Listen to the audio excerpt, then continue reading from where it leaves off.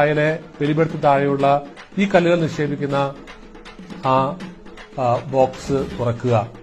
ഇത് പ്രത്യേകമായിട്ട് നിങ്ങൾക്ക് നിയോഗം വയ്ക്കാം, മരിച്ചുപോയവരെ ഓർമ്മിക്കാൻ. എല്ലാ ദിവസവും നിങ്ങൾ നിത്യകുർബാനയെ കുറിച്ച് കേട്ടിട്ടില്ലേ? ഈ കല്ലുകളിട്ട് കുർബാന ചെല്ലാനായിട്ട് നിങ്ങളുടെ എല്ലാ ദിവസവും കുർബാനയിൽ പങ്കെടുക്കുകയാണ് നിങ്ങൾക്ക് വേണ്ടി കുർബാന.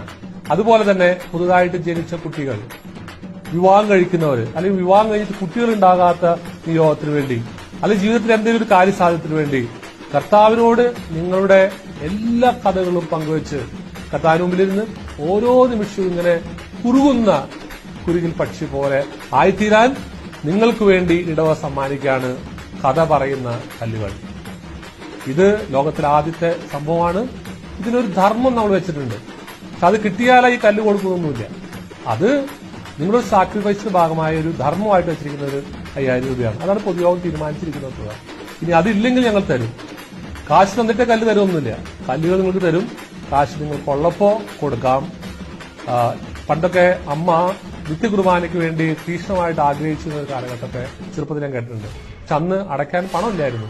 എല്ലാ നേരവും കർത്താവിനോട് കുറുങ്ങുന്ന ഈ കല്ലുകൾ നിക്ഷേപിക്കാൻ നിങ്ങളെല്ലാവരെയും ഒരിക്കൽ കൂടെ സ്വാഗതം ചെയ്യാണ്. ഇന്നു മുതൽ ജനുവരി 19-ാം തീയതി വരെ നിങ്ങൾക്ക് ഈ കല്ലുകൾ അവൈലബിൾ ആകും.